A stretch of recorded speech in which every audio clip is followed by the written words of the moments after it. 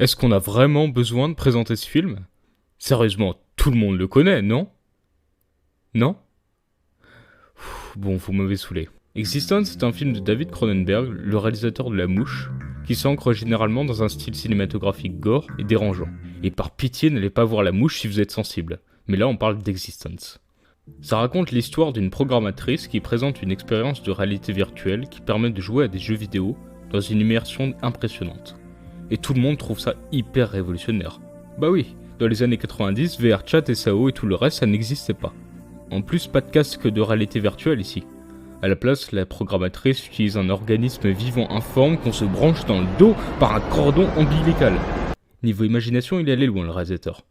Parce que oui mon gars, l'imagination c'est très important dans le film, mais on en reparlera un peu plus tard. Pour l'instant, rentrons dans le jeu pour voir ce qu'on peut en tirer. Alors tout d'abord, on remarque que les personnages, ou plutôt leurs avatars, ne sont pas entièrement contrôlables. Des fois, ils se permettent de dire ou faire des choses automatiquement, comme si une cinématique se lançait pour faire avancer l'intrigue. Le truc, c'est que les joueurs sont dans le corps de leur avatar, ce qui veut dire qu'ils ressentent les mêmes sensations et émotions qu'eux.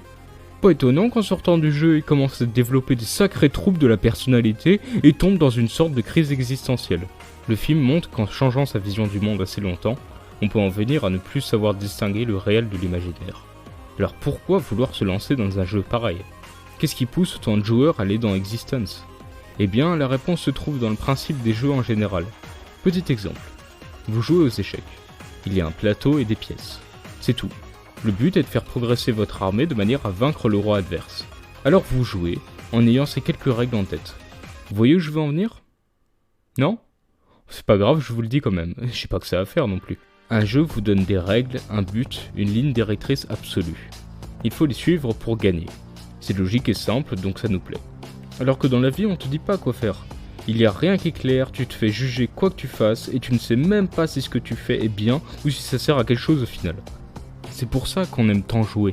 Dans Existence, c'est pareil. Il y a des PNJ, des quêtes et des indices partout pour t'expliquer ce que les joueurs doivent faire. Là, on comprend, et on aime comprendre. C'est notre autre réalité, où on peut s'évader histoire de se distraire et d'arrêter de réfléchir un moment. D'ailleurs, ça me donne envie de revenir sur la réalité. Et hop, vous l'avez pas vu venir cette transition, hein. Vous l'avez compris, Existence montre comment on peut perdre la notion de la réalité. Mais le film nous questionne aussi sur la nature même du réel. Car on voit bien qu'en fonction des endroits et des personnages, tout le monde n'a pas la même vision de la réalité. Certains pensent qu'il faut tuer la programmatrice, d'autres la protéger, et la plupart des gens se demandent où se trouve le vrai monde. Question qui restera en suspense même après la fin. Cronenberg veut donc nous faire réfléchir plutôt que de nous servir les réponses sur un plateau, en analysant ses intentions et messages cachés dans le film. Alors on peut déduire une première théorie, qui est la plus simple. Existence sera un jeu imbriqué dans lui-même à plusieurs niveaux différents. Je m'explique. La simulation démarre dans le monde réel, avec un branchement sur les appareils dégueulasses là. Après il y a un nouveau branchement, avec un système un peu différent, et ainsi de suite. C'est une plongée de plus en plus profonde dans l'univers du jeu. Ça pourrait très bien fonctionner car on voit bien que la majorité des éléments de l'œuvre sont complètement absurdes.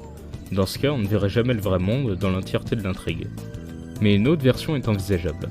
C'est la théorie du « on s'en fout ». C'est bon, partez pas, je maîtrise mon sujet, je vous promets. La question ne serait pas qu'est-ce que la réalité, mais plutôt comment agit-on dans des univers différents. Car vous l'imaginez bien, quand on joue un sorceleur qui bute des monstres ou un cow-boy qui braque des banques, on va pas agir pareil que dans notre monde. Mais contrairement à The Witcher ou Red Dead Redemption, Existence est un jeu marqué par son réalisme frappant. C'est justement là-dessus que Cronenberg veut nous faire réfléchir. Peu importe si ce monde est réel ou non, il est presque identique à la réalité. Alors qu'allez-vous faire? Perdre toute morale en enfreignant ce qui est censé être interdit? Ou suivre ses valeurs apprises en tant qu'individu en société? Pas facile, hein? C'est normal. Ce film est dérangeant et son réalisateur en est bien conscient. Il nous fait découvrir un type d'intrigue au-delà de ce qu'on a l'habitude de voir, histoire de nous sortir de notre zone de confort. Et ouais, l'art c'est pas que pour s'amuser, on réfléchit aussi. Sinon, même si on ne pense pas à l'idée morale d'Existence, la théorie du « on s'en fout » nous dit à l'inverse qu'il faut aussi savoir arrêter de vouloir tout savoir sur ce qui se passe dans l'univers, connaître le pourquoi du comment de la vie et tout le reste. Ça permet d'être plus humble, de moins se casser la tête pour rien, et de pas faire des crises existentielles à 3h du mat. Ah mais imagine quoi. Au final, les personnages eux-mêmes s'en tiennent à cette idée. On est là, et c'est bien suffisant pour croire en la vie.